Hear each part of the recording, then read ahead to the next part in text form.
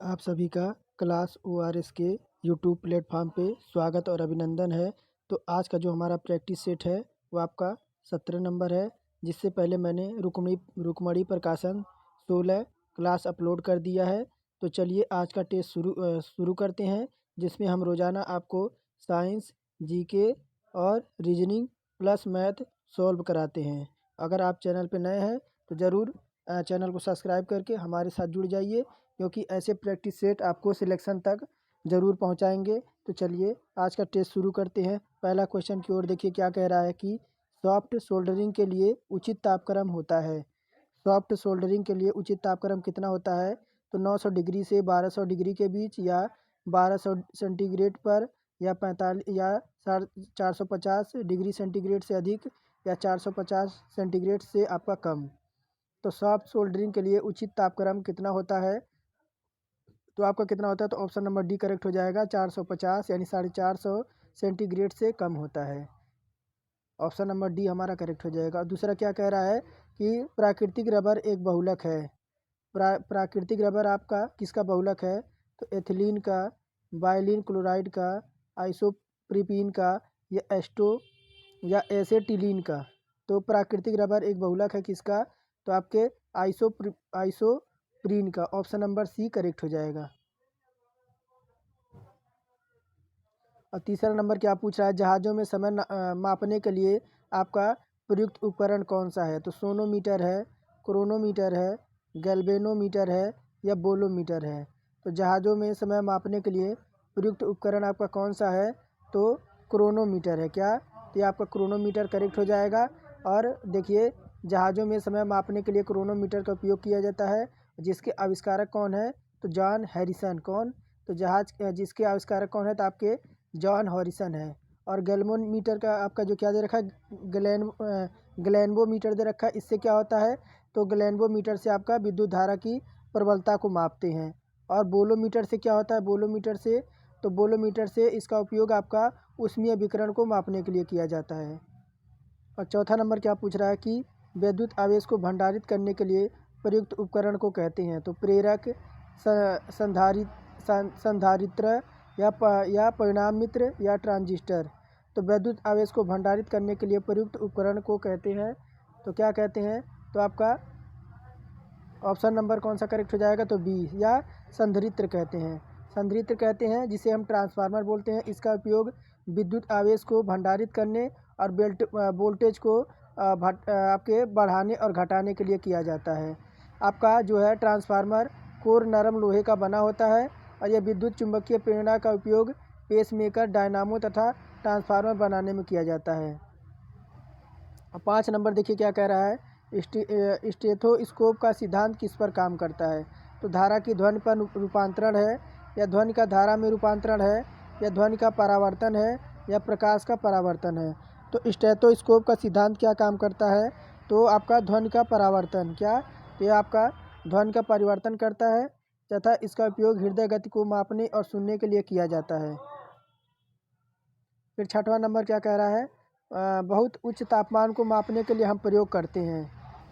तो बहुत उच्च तापमान को मापने के लिए हम प्रयोग करते हैं तो मरकरी तापमापिका, प्लेटिनम प्रतिरोधी तापमापिका, या ताप विद्युत उत्तापमापिका, जिसे पायरोमीटर कहते हैं, या इनमें से कोई नहीं। तो बहुत उच्च तापमान को मापने के लिए हम किसका प्रयोग करते हैं? तो ताप विद्युत उत्तापमापिका यानी पायरोमीटर का। ऑप्शन नंबर सी करेक्ट हो जाएगा।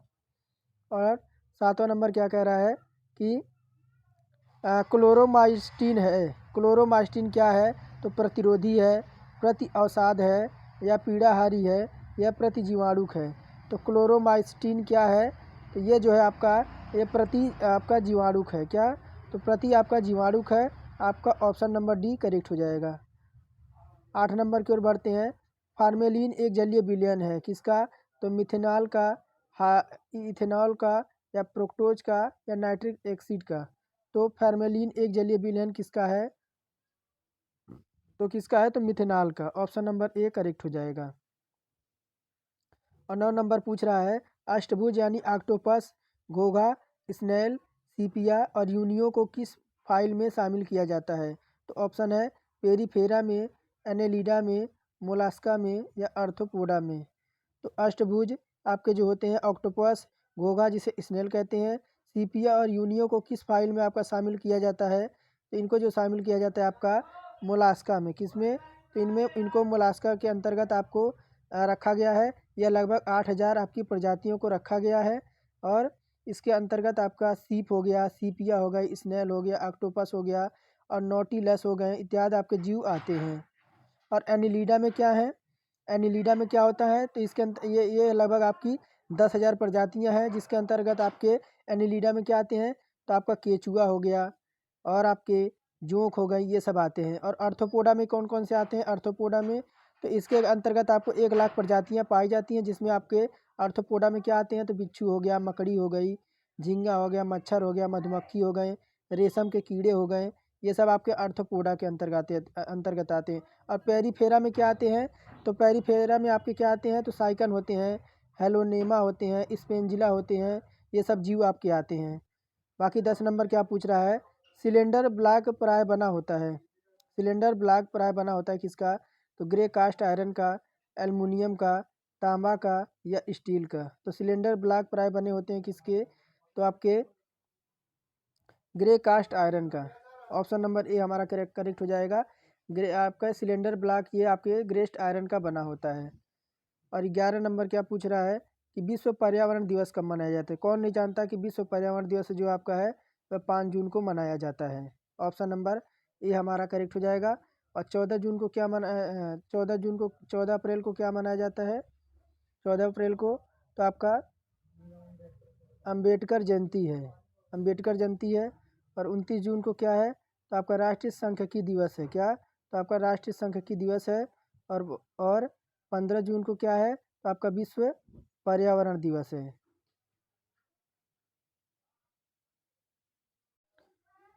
तो 5 जून को आपका पर्यावरण दिवस हो गया, 29 जून को आपका राष्ट्रीय सांख्यिकी दिवस हो गया और 14 अप्रैल को अम्बेडकर जयंती हो गई।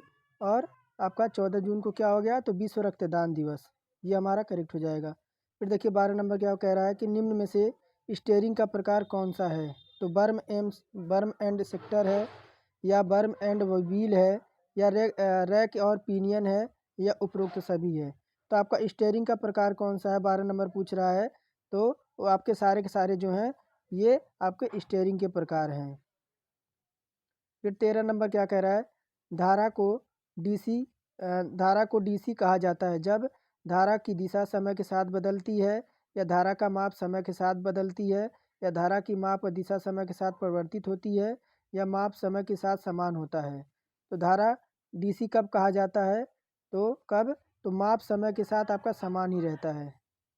माप आपका जो है समय के साथ आपका समान रहता है। फिर 14 नंबर क्या कह रहा है कि घरेलू ऊर्जा मापी कैसे होता है? घरेलू ऊर्जा मापी आपका कैसे होता है?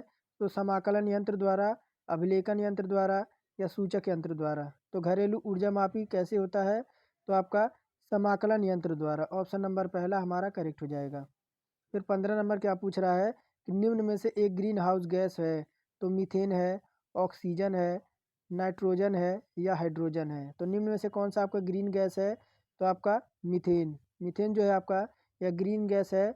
और ग्रीन हाउस गैस में सर्वाधिक कार्बन डाइऑक्साइड यानी CO2 और इसके बाद आपका carbon monoxide, methane, nitrous oxide गैसों का क्रम आपका होता है।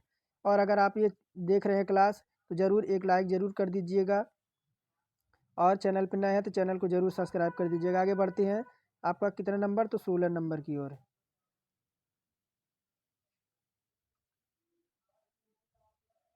16 नंबर क्या कह रहा है कि शब्द कैरेट सोने की शुद्धता को व्यक्त करने के लिए प्रयोग किया जाता है। सोने की शुद्धतम रूप है तो 18 कैरेट, 20 कैरेट, 22 कैरेट या 24 कैरेट। तो कौन सा है? तो आपका 24 कैरेट का जो सोना होता है आपका शुद्ध होता है। और इसकी शुद्धता आपकी 24 कैरेट की सोना होती है जिसमें सोने की मात्रा आपकी 100% होती है। 1 कैरेट होता है कितना? तो आपका 200 मिलीग्राम। कितना? तो आपका 200 मिलीग्राम आपका होता है।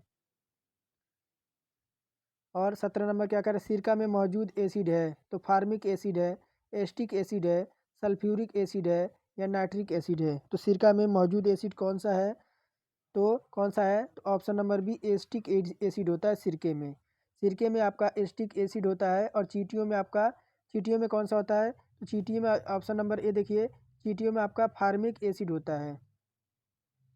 और 18 नंबर क्या पूछ रहा है कि इनमें से कौन सा ताप का कुचालक है? इनमें से कौन सा ताप का एक कुचालक है? तो लकड़ी है, सोना है, तांबा है या लोहा है। तो इनमें से कौन सा ताप का एक कुचालक है? तो आपका ऑप्शन नंबर ए हो जाएगा लकड़ी। लकड़ी क्यों हो जाएगी? क्योंकि लकड़ी में देखिए आपका जो बिजली है वह कभी आपका जो है नहीं उतर सकती है। बाकी आपका सोना, लोहा और तांबे में जो है आपका बिजली का आपका क्या है, तो आपका विद्युत आपका जो है प्रवेश कर सकती है, लेकिन लकड़ी में नहीं। तो लकड़ी ताप और विद्युत दोनों की आपकी कुचालक होती है। और 19 नंबर क्या कह रहा है? फिलोलॉजी है तो हड्डियों का अध्ययन है या मांसपेशियों का अध्ययन है, वास्तुकला का अध्ययन है या भाषाओं का अध्ययन है। तो फिलोलॉजी शब्द से क्या अभिप्राय है? तो आपका फिलोलॉजी से क्या होता है? तो भाषाओं का अध्ययन किया जाता है। क्या? तो ऑप्शन नंबर डी हो जाएगा, भाषाओं का अध्ययन किया जाता है। और ऑस्टियोलॉजी में क्या होता है? ऑस्टियोलॉजी में आपका क्या होता है? तो हड्डियों का अध्ययन किया जाता है। किसका? तो आपके हड्डियों का अध्ययन किया जाता है। किसमें? ऑस्टियोलॉजी में। और मायोलॉजी में क्या होता है? मायोलॉजी का मतलब मांसपेशियों का अध्ययन। क्या? तो मायोलॉजी का मतलब मांसपेशियों का अध्ययन। और फिर देखिए 20 नंबर क्या कह रहा है कि बिजली के बल्ब का फिलामेंट किससे बना होता है? तो लोहा से, नाइक्रोम से, टंगस्टन से या सीसा से। तो बिजली के बल्ब का फिलामेंट किससे बना होता है? तो ये आपका बना होता है टंगस्टन से। किसके? तो विद्युत बल्ब का फिलामेंट आपका टंगस्टन से बना होता है। जबकि हीटर का जो होता है वह आपका हीटर किसका होता है? तो ये आपका हीटर का आपका जो होता है वह नाइक्रोम से बना होता है। किसका? तो हीटर का जो है आपका नाइक्रोम से बना होता है।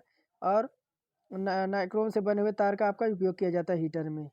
और बिजली के बल्ब में क्या होता है? तो आपका फिलामेंट का टंगस्टन का आपका क्या होता है? तो तंतु लगा होता है।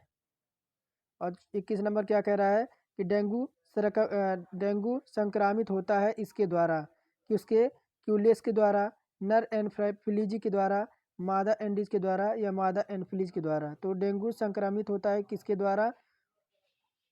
तो मादा एंडीज के द्वारा। आपके डेंगू मादा एंडीज द्वारा फैलता है। मलेरिया रोग का वाहक आपका कौन होता है? तो मादा एनफ्लिज हो जाए, यानी जो मादा एनफ्लिज होता है इससे या तो आपका मलेरिया का आपका फैलता है। और जो आपका डेंगू होता है वह मादा एंडीज के द्वारा फैलता है। और 22 नंबर क्या पूछ रहा है? हमें सौर ऊर्जा मिलती है तो कहाँ से? चाँद से, समुद्र से, सूरज से या हवा से। तो हमें सौर ऊर्जा कहाँ से प्राप्त होती है? तो सूर्य से। सूर्य से कहाँ से? तो आपके सौर ऊर्जा कहाँ से मिलती है? तो सूर्य से। ऑप्शन नंबर सी करेक्ट हो जाएगा। फिर 23 नंबर देखिए क्या कह रहा है? रक्त की कृत्रिम रूप से शुद्ध किया जाता है तो डायलिसिस करके, हेमोलिसिस करके, आसोमोसिस करके या आपका पारालिसिस करके। तो रक्त की आपकी कृत्रिम रूप से शुद्ध कैसे किया जाता है? तो कैसे किया जाता है? तो आपका डायलिसिस करके। ऑप्शन नंबर पहला करेक्ट हो जाएगा। और एनईआरपी का मतलब क्या है? एनआरईपी का मतलब क्या है? तो राष्ट्रीय ग्रामीण रोजगार विकास कार्यक्रम या राष्ट्रीय क्षेत्रीय रोजगार नीति या राष्ट्रीय ग्रामीण रोजगार कार्यक्रम या राष्ट्रीय ग्रामीण विद्युतीकरण कार्यक्रम। तो एनआरईपी का मतलब क्या है? तो आपका हो जाएगा क्या? तो ऑप्शन नंबर सी राष्ट्रीय ग्रामीण रोजगार कार्यक्रम, ये हो जाएगा इसका फुल फॉर्म। और इसकी स्थापना कब हुई थी? तो आपकी 1978 से 79 के बीच। और ग्रामीण जो है खेतिहार मजदूर गारंटी योजना की आपके 1983 में शुरू गई थी। इन दोनों कार्यक्रम को एक साथ आपके शुरू करके 1989 में जवाहरलाल आपका रोजगार योजना यानी ग्राम समृद्धि योजना की शुरुआत की गई। 25 नंबर क्या पूछ रहा है? संयुक्त राष्ट्र द्वारा मानव विकास सूचकांक में निम्नलिखित में से कौन सा देश आपका शीर्ष स्थान पर है? तो यूएसए है, नॉर्वे है, चीन है या स्वीडन है।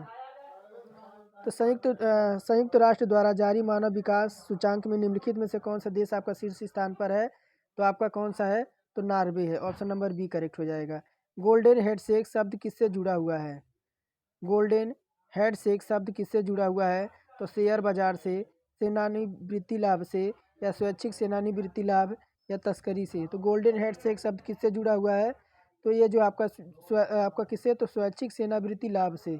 ऑप्शन नंबर सी करेक्ट हो जाएगा।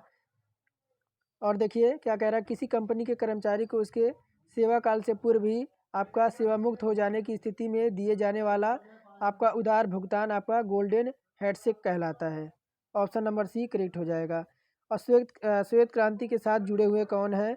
तो प्रोफेसर नाजुदेहा हैं, एम एस स्वामीनाथन है, डॉक्टर वर्गीस कुरियन है या मेधा पाटेकर हैं। तो श्वेत क्रांति के साथ कौन जुड़े हैं? तो आपके श्वेत क्रांति के साथ आपका कौन जुड़े हैं आपके? तो डॉक्टर वर्गीस कुरियन है। कौन? तो डॉक्टर वर्गीस कुरियन है। श्वेत क्रांति की गति की ओर तेजी करने के लिए ऑपरेशन फ्लड प्रारंभ किया गया था। इसके सूत्रधार आपके डॉक्टर वर्गीस कुरियन को बनाया गया। यह कार्यक्रम विश्व के सबसे बड़ा डेयरी विकास कार्यक्रम यह आपका 1970 को, कब? तो 1970 को आपका राष्ट्रीय डेयरी विकास का यानी NDDB का, किसका? NDDB का आपका यानी क्या? तो राष्ट्रीय विकास डेयरी का 1970 में आपका प्रारंभ किया गया था। 28 नंबर क्या कह रहा है कि विश्व मधुमेह दिवस कब मनाया जाता है? तो 4 अगस्त है, 1 अगस्त है, 29 अगस्त है या 14 नवंबर है। तो विश्व मधुमेह दिवस कब मनाया जाता है? 28 नंबर पूछ रहा है। तो कब मनाया जाता है? तो 14 नवंबर को। और रेडियो इंटरफेरेंस का न्यूनतम करने पर किसका प्रयोग करते हैं? यानी रेडियो के इंटरफेरेंस को न्यूनतम करने में किसका प्रयोग किया जाता है? तो डायक का, SCR का, GTO का या ट्रायक का? तो रेडियो की इंटरफेरेंस को न्यूनतम करने के लिए किसका प्रयोग किया जाता है? तो आपके ट्रायक का। ऑप्शन नंबर डी हमारा करेक्ट हो जाएगा। जड़त्व यानी एनर्सिया का नियम किसके द्वारा प्रतिपादित किया गया था? तो आइजैक न्यूटन के द्वारा, अल्बर्ट आइंस्टीन के द्वारा, जॉन डाल्टन के द्वारा या स्टीफन हॉकिंग के द्वारा? तो जड़त्व यानी एनर्सिया का नियम किसके द्वारा प्रतिपादित किया गया था? तो ये जो आपका किसके द्वारा? तो आइजैक न्यूटन के द्वारा। आपके जड़त्व इनर्शिया का नियम आइजैक न्यूटन द्वारा प्रतिपादित किया गया था। जड़त्व का नियम यह बताता कि कोई वस्तु जिस अवस्था में है उस अवस्था में रहेगी यदि उस पर कोई बाहरी बल ना आरोपित किया जाए। न्यूटन ने गति के 3 नियम को दिया है और न्यूटन की जो आपकी प्रिंसिपिया नामक पुस्तक है उन्होंने 1987 में इसे लिखा था। और जड़त्व के कारण वाहन में आपके जब सवारी बैठता है तो और जब आप ब्रेक लगता है तो गाड़ी जो है आगे, यात्री जो है आगे की ओर झुक जाता है, इसी को जड़त्व का नियम कहते हैं। फिर देखिए 31 नंबर क्या कह रहा है? तरल अवस्था में गैसीय अवस्था में रूपांतरण करने को क्या कहा जाता है? तरल अवस्था से गैसीय अवस्था में रूपांतरण करने को क्या कहा जाता है? तो ऑक्सीकरण है, ऊर्ध्वपातन है, वाष्पीकरण है या संघनन है? तो तरल अवस्था से गैसीय अवस्था में रूपांतरण करने को क्या कहा जाता है? तो क्या कहा जाता है? तो आपका वाष्पीकरण कहा जाता है। ऑप्शन नंबर सी करेक्ट हो जाएगा। और तरल अवस्था से गैसीय अवस्था में रूपांतरण को वाष्पीकरण यानी इवोपोरेशन कहा जाता है। द्रव्य को खुली सतह से प्रत्येक ताप पर धीरे धीरे द्रव्य को अपने वाष्प में बदलना वाष्पीकरण कहलाता है। और फिर देखिए 32 नंबर की ओर बढ़ते हैं। 32 नंबर क्या कह रहा है कि कौन सा भारतीय धार्मिक त्यौहार प्रत्येक 12 वर्ष में एक बार मनाया जाता है? तो कौन सा है जो आपका भारतीय त्यौहार धार्मिक है जो आपका 12 मास में एक बार मनाया जाता है? तो कौन सा है? तो पेगाडा मेला है, गणेश चतुर्थी है, कुरुक्षेत्र है या कुंभ मेला है? तो कौन सा है? तो आपका कुंभ मेला है। हर 12 साल में आपका जो है यह कुंभ में मेला लगता है। कहाँ कहाँ पे लगता है आपका? तो नासिक के महाराष्ट्र में, उज्जैन के मध्य प्रदेश में और उत्तर प्रदेश के प्रयागराज में और उत्तराखंड के हरिद्वार में आपके प्रत्येक 12 वर्ष में यह जो है कुंभ का मेला आयोजित किया जाता है। और क्रिकेट के बल्ले निम्न में से किस लकड़ी के बने होते हैं? तो साल है, रोजवुड है, टीक है या बीलो है? तो क्रिकेट के बल्ले निम्न में से किस लकड़ी के बने होते हैं? तो ये जो बने होते हैं बीलो से। बीलो से आपका क्या? तो बल्ला। बीलो से क्या? तो बल्ला। अब आपका रीजनिंग का क्वेश्चन शुरू है। तो देखिए कथन एक कह रहा है कि एक अर्थशास्त्री ने अनिश्चितता के साथ कहा कि वह केंद्रीय बजट का स्वागत करता है। और दूसरा क्या कह रहा है कि वह जानता था कि क्या अनुमान विश्वसनीय आंकड़ों पर आधारित है। तो निष्कर्ष क्या कह रहा है कि अपने विचार देते हुए अर्थशास्त्री ने अपनी 2 उंगलियों को क्रॉस किया हुआ है या वह अनुमानों की सटीकता को लेकर आश्वस्त नहीं है। निर्णय लीजिए कि कौन सा निष्कर्ष दिए गए कथन को तार्किक रूप से अनुसरण करता है। तो कौन सा है? तो आपका ऑप्शन नंबर बी अनुसरण करता है। केवल निष्कर्ष 2 अनुसरण करता है, यानी जो आपका है जो आपका वह अनुमानों को सटीकता के लिए आश्वस्त नहीं है। तो ऑप्शन नंबर 2 हमारा जो है ऑप्शन नंबर बी ये हमारा जो है अनुसरण करता है। फिर देखिए 34 नंबर 35 नंबर क्या कह रहा है कि कंप्यूटर प्रोग्राम जो सोर्स कोड को ऑब्जेक्ट कोड में बदल देता है उसे क्या कहा जाता है। तो ऑप्शन में है प्रोसेसर है, इंटरप्रेटर है, कंपिलेटर है, एडिटर है। कंपिलर है आपका, एडिटर है। तो एक कंप्यूटर प्रोग्राम जो सोर्स कोड को ऑब्जेक्ट कोड में बदल देता है उसे क्या कहा जाता है, तो उसे कंपाइलर कहा जाता है। और कंप्यूटर लेखन प्रणाली का प्रयोग में लाए जाने वाले कीबोर्ड को कहलाता है सर्किट, जो मदरबोर्ड से सर्किट बोर्ड मदरबोर्ड कहलाता है। और सीपीयू को कंप्यूटर का मस्तिष्क कहा जाता है। ज़रूरत बातों और जानकारियों को सुनने के लिए साथ साथ मल्टीमीडिया को पढ़ने पर साउंड कार्ड आता है। और 2 दिसंबर कंप्यूटर साक्षरता दिवस आपका मनाया जाता है। कब, तो हर साल 2 दिसंबर को आपका कंप्यूटर साक्षरता दिवस मनाया जाता है। 36 नंबर क्या पूछ रहा है, आरएमबी दवा अपने वर्ग दुनिया का पहले तेजी से काम करने वाली दवा जल्द ही भारत में लॉन्च होने वाली। यह दवा किस बीमारी में काम आती है। तो आरएमएबी जो दवा है वह जल्दी भारत में लॉन्च होने वाली है। यह आपकी दवा किस बीमारी में काम आएगी, तो मलेरिया रोधी दवा है, रेबीज रोधी दवा है, या डेंगू रोधी दवा है, या मधुमेह से संबंधित आपकी दवा है। तो किससे है, तो ये जो है आपका रेबीज संबंधित आपकी दवा है। ये क्या होती क्या है रेबीज, तो रेबीज जो होती है वो कुत्ते के लार में पाई जाती है। जब कुत्ता पागल हो जाता है तो उसके जो लार में होता है वह रेबीज होता है। यानी अगर कुत्ता किसी को काट ले तो वह आदमी पागल हो जाएगा, उसके अंदर जो है रेबीज के जो है वह कीटाणु दौड़ने लगेंगे। तो उसी को कहते हैं, जब कुत्ता किसी को काट ले तो कहते हैं कि रेबीज का टीका लगवा लो, उसी को क्या होता है, रेबीज। तो देखिए 37 नंबर क्या कह रहा है, किसी कोड भाषा में 537 का अर्थ है गुड इंटेलिजेंट बॉय, और यानी अच्छा बुद्धिमान लड़का। और 859 का अर्थ है ब्राइट यंग बॉय, यानी तेज युवा लड़का। और 472 का अर्थ है इंटेलिजेंट ओल्ड स्टूडेंट, यानी बुद्धिमान उम्र दराज छात्र। उस कोड में किस अंक का अर्थ होता है, गुड, यानी अच्छा किसका आपका अर्थ हो जाएगा। तो देखिए 537 का अर्थ है गुड इंटेलिजेंट बॉय, और 859 का अर्थ है ब्राइट यंग बॉय, और 472 का अर्थ है इंटेलिजेंट ओल्ड स्टूडेंट। तो बताइए आपका यानी गुड और अच्छा का आपका क्या पूछ रहा है।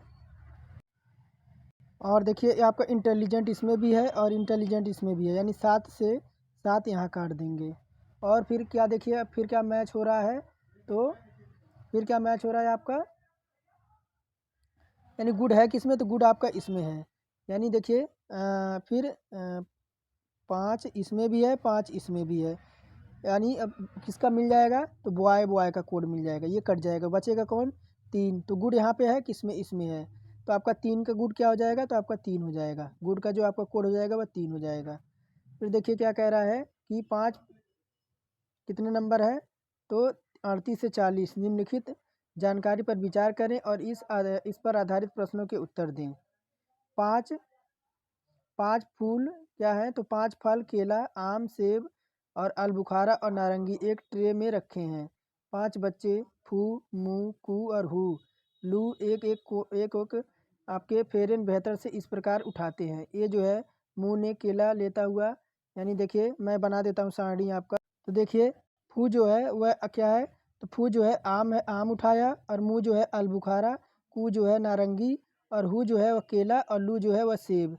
तो पूछ के आ रहा है आपका कि सही संयोजन कौन सा होगा। तो मुँह ने केला उठाया है, क्या मुँह ने केला उठाया है, नहीं। और हु जो है आपका अलबुखारा उठाया, नहीं। हु ने आपका केला उठाया, तो ये भी आपका गलत है। हु ने नारंगी उठाया, नारंगी कौन उठाया है, तो आपका कू ने, तो ये भी आपका गलत हो जाएगा। और मुँह ने क्या अलबुखारा उठाया है, तो सही है, जो मुँह ने जो है आपका अलबुखारा उठाया, तो ऑप्शन नंबर डी करेक्ट हो जाएगा। और केला कौन लेता है, यानी केला कौन लेता है, 39 नंबर पूछ रहा है। तो केला कौन लेता है, केला में कौन है, तो हु है, कौन है, तो आपका हु है, यानी ऑप्शन नंबर पहला हमारा करेक्ट हो जाएगा। फिर क्या कह रहा है कि कू कौन सा फल लेता है। कू जो है अभी मैंने सारणी बनाया था, तो कू ने कौन सा फल लिया था, तो आपका कू ने क्या, तो नारंगी लिया था, ऑप्शन नंबर पहला इसका करेक्ट हो जाएगा। और 41 नंबर क्या कह रहा है, इधर इधर है 41 नंबर,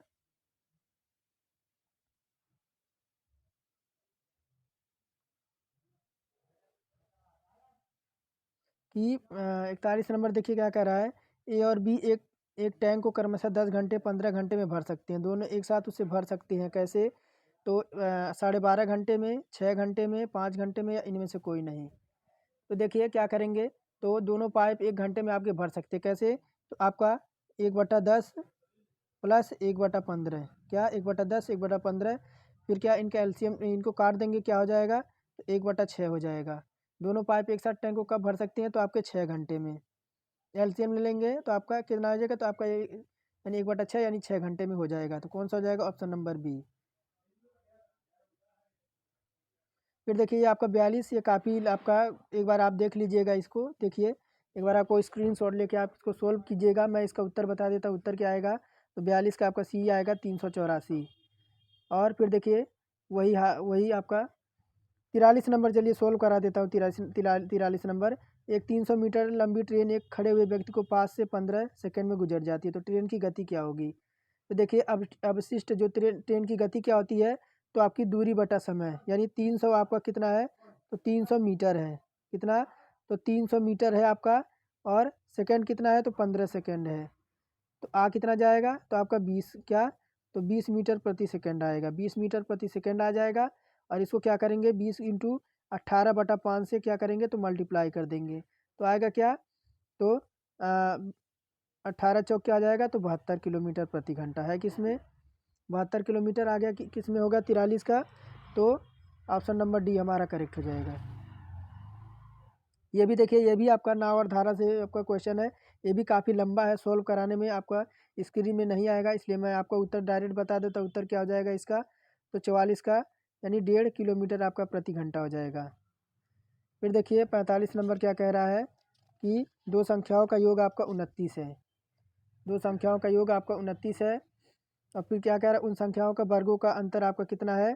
तो 145 उन संख्याओं का अंतर आपको ज्ञात करना है। तो देखिए आपका x प्लस वाई कितना है? x प्लस वाई मान लेंगे तो कितना हो जाएगा? तो आपका 29 हो जाएगा। कितना? तो 29 हो जाएगा। तो हम क्या करेंगे? S square minus Y square बराबर कितना हो जाएगा? तो 145 हो जाएगा। कितना? 145 हो जाएगा। जब समीकरण को 1 में और 2 में रखेंगे, मैं डायरेक्ट कर रहा हूँ, बाकी आप देख लीजिएगा। 145 बटा आपका कितना हो जाएगा? तो 29 हो जाएगा। और कितना 29 हो जाएगा, यानी जब इसको क्या करेंगे, हर पूरा सॉल्व करेंगे, तो x माइनस वाई बराबर कितना आ जाएगा? तो कितना आ जाएगा आपका? 5 आ जाएगा। 5 आ जाएगा तो होगा क्या? होगा क्या? आपका ऑप्शन नंबर बी हमारा करेक्ट हो जाएगा। फिर देखिए 46 नंबर, 46 नंबर क्या पूछ रहा है? करनी में 0.04 का मान पूछ रहा है।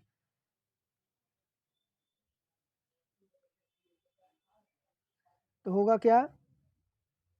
46 का 0.4 निकल के आपका आ जाएगा। क्या? तो मैं डायरेक्ट बता रहा हूँ, 0.4 निकल के आ जाएगा। और फिर देखिए क्या कह रहा है कि 48 नंबर कि 47 नंबर की को का 47 नंबर क्या हो जाएगा? इसको जब सोल्व करेंगे तो इसका भी जो क्या 46 का कौन सा आएगा? 1 मिनट, 0.2 आएगा। क्या?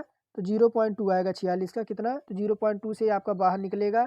और 47 का आपका सी होगा। कौन सा? 47 का आपका सी होगा 49। 84 हमारा करेक्ट हो जाएगा। फिर देखिए 3 वस्तुओं को 4 वस्तुओं का लागत पर बेचने पर लाभ कितना होगा? तो आपका देखिए अपशिष्ट लाभ प्रतिशत बराबर क्या होता है? तो 4 माइनस 3 हो जाएगा, और बटा आपका 3 हो जाएगा, इंटू क्या हो जाएगा? 100% हो जाएगा। 100% हो जाएगा, यानी 100% बराबर आपका क्या? तो 3, यानी होता क्या है 3 का मान? तो आपका 33 है 1/3 हो जाएगा। ये हो जाएगा। और होगा क्या? तो ऑप्शन नंबर बी हमारा करेक्ट हो जाएगा।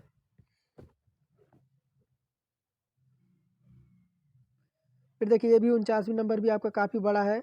और 50वीं नंबर, बाकी मैं डायरेक्ट आपको कहाँ ले चलता हूँ? तो आपको रीजनिंग पे ले चलता हूँ। तो यहाँ से आपका जो है वह रीजनिंग स्टार्ट है। देखिए क्या कह रहा है, उस विकल्प का चयन करें जो पैटर्न को जारी रखते हुए रिक्त स्थान को पूरा करेगा। फल का संबंध केला से है, तो स्तनपायी का संबंध किससे होगा?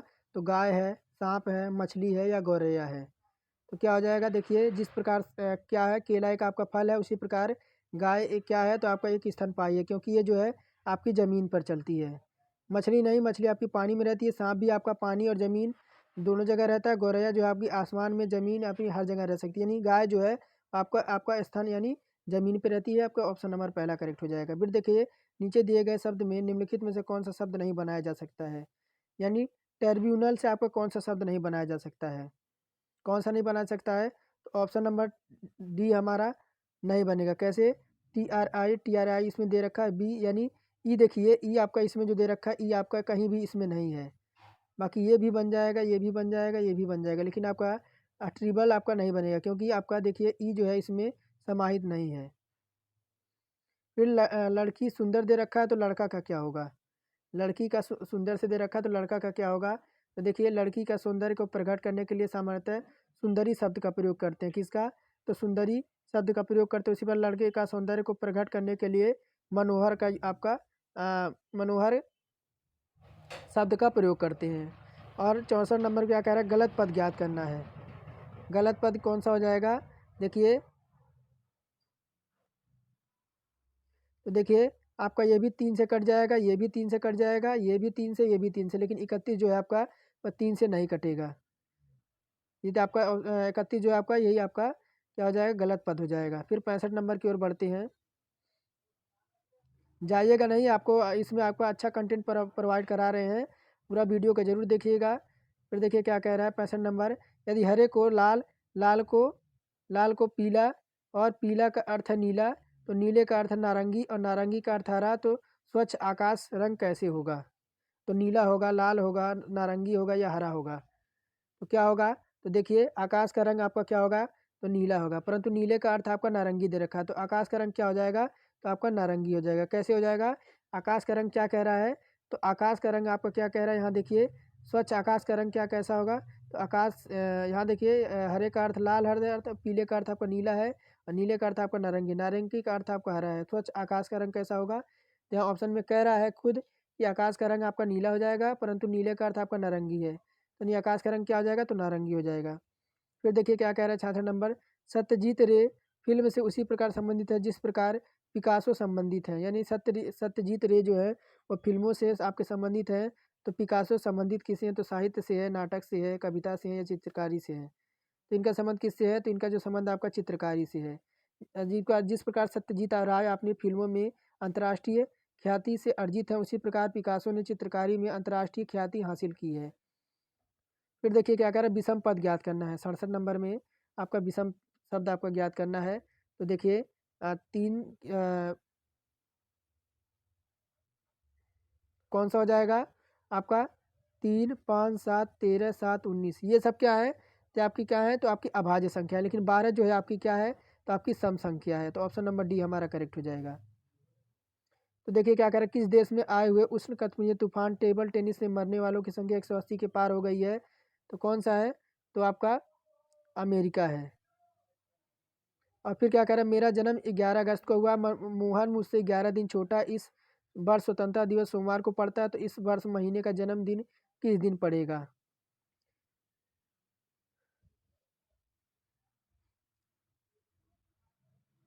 तो देखिए मोहन का जन्मदिन कब है? तो आपका 11 को है। कब? मोहन का जन्मदिन आपका 11 को है। अगर हम इसमें प्लस 11 और ऐड कर दें तो हो जाएगा क्या? तो हमारा 22 अगस्त हो जाएगा। क्या? तो 22 अगस्त हो जाएगा। 22 आपका अगस्त हो जाएगा। फिर क्या कह रहा है कि स्वतंत्रता दिवस आपका 15 अगस्त को मनाया जाता है, यानी स्वतंत्रता अगस्त आपका 15 अगस्त को आपको क्या होता है? तो स्वतंत्रता दिवस होता है। स्वतंत्रता दिवस होता है। और अगर हम 22 में 15 घटा दें, क्या? तो 22 में अगर हम 22 में 15 जब घटा दें तो हमें प्राप्त क्या हो जाएगा? तो 7 दिन बचेगा। 7 दिन बचेगा, यानी सोमवार पड़ेगा। मोहन का जन्मदिन आपको कब पड़ेगा? तो सोमवार को, ऑप्शन नंबर पहला हमारा करेक्ट हो जाएगा। फिर देखिए क्या कह रहा है? यदि राम श्याम से अधिक धनवान है परंतु उतना नहीं जितना मोहन है, तो श्याम है। तो मोहन राम से अधिक धनवान है एवं राम श्याम से अधिक धनवान है, तो मोहन से आपका निर्धन है, तो क्या? मोहन से वह जो हो जाएगा वह निर्धन हो जाएगा। यदि राम श्याम से अधिक धनवान है परंतु उतना नहीं जितना मोहन, तो श्याम है, श्याम क्या हो जाएगा? तो मोहन से निर्धन हो जाएगा। ऑप्शन नंबर सी हमारा करेक्ट हो जाएगा। 71 से 72 एक क्रम को सेट किया गया है, उस विकल्प का चयन करें जो संबंध प्रदर्शित करता है। तो देखिए आपका क्या है? ई 5 पे, आई हमारा किस पे होता है? 9 पे, +4 एफ 6 पे और जे हमारा 10 पे। कितना? तो +4, जी 7 पे, के 11 पे, +4। उसी प्रकार हम किस में लगाएंगे? आर एस टी में लगाएंगे। आर एस टी में लगाएंगे, आर हमारा 18 पे +4 करेंगे तो क्या आता है? 22 आएगा। 22 पे क्या होता है? भी होता है। एस हमारा किस पे होता है? 19 पे, +4 करेंगे तो क्या हो जाएगा? तो 19 4 23 यानी 23 पे हमारा W होता है, T हमारा 20 पे और 4 करेंगे तो क्या आएगा यहाँ से X होता है 24 पे, तो आएगा क्या हमारा ऑप्शन नंबर डी आ जाएगा। फिर देखिए 72 नंबर में क्या पूछ रहा है कि 726 70 26 और 6207 वो इसका संबंध इससे है, तो आपका 73 21 का संबंध पूछ रहा है। तो देखिए तो अंकों को क्या क्या है विपरीत क्रम में लिखिए। देखिए 7 का यहाँ है, 0 यहाँ है, 2 यहाँ है और 6 यहाँ है, उसी क्रम में। और देखिए 4 को यहाँ लिख दिया है, 1 को यहाँ है, 9 को यहाँ लिखा है, 6 को यहाँ। उसी प्रकार हम करेंगे, अंकों को विपरीत क्रम में लिखेंगे। अंकों को विपरीत क्रम में लिखेंगे तो हो जाएगा क्या, तो देखिए 1 का क्या हो जाएगा, 1 हो जाएगा, 2 का क्या होगा, 2 होगा, 3 का क्या होगा, 3 होगा, 7 का क्या होगा, 7 हो जाएगा। तो होगा क्या, 1 2 3 7, तो है किस में, तो ऑप्शन नंबर सी में है। फिर क्या कह रहा है, 73 से 74 तक अक्षरों को दिए गए युग्म और उस युग्म का चयन करें जो युग्म को समान संबंधित प्रदर्शित करता है। तो ABCDGHJ के दे रखा है। तो ए से कितना हुआ, ए हमारा 1 पे, जी हमारा 7 पे, यानी कितना +6, बी 2 पे और H 8 पे, कितना तो +6, डी 4 पे, जे 10 पे +6, ई 5 पे, के 11 पे +6। उसी प्रकार हम देखेंगे किसमें यह आपका पैटर्न जो है +6 जो आपका फॉलो कर रहा है किसमें, तो आपका ऑप्शन नंबर पहले में ही फॉलो कर रहा है। आप चेक कर लीजिएगा कि आपका P 16 पे होता है, B 22 पे होता है, कितना तो +6 हो गया कि नहीं हो गया। उसी प्रकार आपको ऑप्शन नंबर पहला करेक्ट हो जाएगा। फिर 74 नंबर देखिए क्या कह रहा है, 74 नंबर देखिए क्या कह रहा है कि BD का संबंध EG से दे रखा है, यानी बी हमारा किस पे होता है, 2 पे होता है, बी हमारा 2 पे होता है, ई हमारा 5 पे होता है। कितने का फ़र्क हो गया, तो आपका +3 का, कितने का, +3 का। उसी प्रकार डी हमारा किस पे, 4 पे, डी हमारा 4 पे, जी हमारा किस पे, 7 पे, तो कितने का फ़र्क, तो आपका +3 का, +3 का। और फिर देखिए आप हो जाएगा कौन सा आपका, सी नंबर चेक करिए, सी हमारा 1 पे, डी हमारा 4 पे, +3 का। बाकी देखिए बाकी सब में आपको किसी में नहीं आपको मिलेंगे, बाकी आपको किसी में आपके नहीं मिलेंगे, आप चेक कर लीजिएगा। ऑप्शन नंबर सी में ही आपको किस में मिलेंगे, तो ऑप्शन नंबर सी में ही आपका पैटर्न आपका लागू होगा। और वर्ण और अक्षरों की एक जोड़ी दी गई है, उस जोड़ी का चयन को संबंध दिखाता है। तो देखिए ए 162, सी 164, यानी ये क्रम आपका कौन सा हो जाएगा। तो देखिए ए हमारा 1 पे, सी हमारा 2 पे, तो हुआ कितना, ABC +2 हुआ है, कितना तो +2 हुआ, 162 से 164 कितना हुआ है, तो आपका +2 हो गया है। तो यह पैटर्न आपका किस में फॉलो कर रहा है, देखिए एक बार आप नज़र मारिए, मैं डायरेक्ट ही बताऊंगा। तो आपका इसी में किस में, तो ऑप्शन नंबर आपका 2 में। कैसे, P 16 पे, R 18 पे, +2 हो गया कि नहीं हो गया, 293 295, यानी इसमें भी आपका +2 हो रहा है। तो ऑप्शन नंबर पहला ही इसमें आपका फॉलो कर रहा है। फिर 76 नंबर देखिए, AB 123, CD 456, ये आपका किस में फॉलो कर रहा है, तो देखिए आपका ए क्या है, तो ABCD, उसके बाद क्या हो जाएगा आपका EFG, तो कौन सा हो जाएगा, ऑप्शन नंबर डी। आप चेक कर लीजिएगा, आपको ऑप्शन नंबर डी आ जाएगा। कैसे, ए से सी तक जाने में कितना, +2, बी से डी तक जाने पे +2, और फिर 1 से 3 पे +3, 2 से 5 पे जाने पे +3, 3 से 6 पे जाने पे +3, यही आपका लगाएंगे तो ऑप्शन नंबर डी में ही है आपका काम, ये आपका सही हो जाएगा।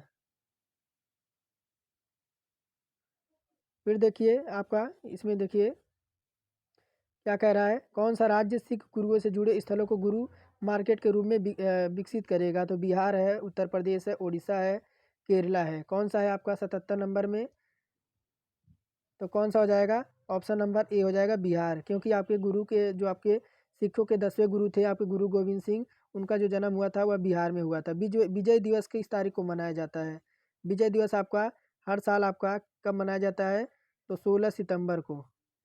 G20 शिखर सम्मेलन जर्मनी के 7 एवं 8 जुलाई को आयोजित किया जाएगा, कब, तो आपका हेमबर्ग में। और किन्होंने आपका क्या कह रहा है, किन्होंने सुरक्षित बचपन सुरक्षित भारत और अभियान की शुरुआत की है, तो किसने किया है 80 नंबर में, तो आपके कैलाश सत्यार्थी ने। तो चलिए आज का टेस्ट यहीं समाप्त करते हैं। बाकी आप और भी रीजनिंग के क्वेश्चन है, आप देख लीजिए एक बार, ये देखिए क्योंकि वीडियो काफ़ी लंबा हो जाएगा। देखिए 89 आपके देखिए क्या कह रहा है, ये देखिए। तो चलिए आज का टेस्ट यहीं समाप्त करते हैं, फिर मिलेंगे एक नए टेस्ट के साथ। तब तक के लिए धन्यवाद। आप सभी का दिन शुभ हो।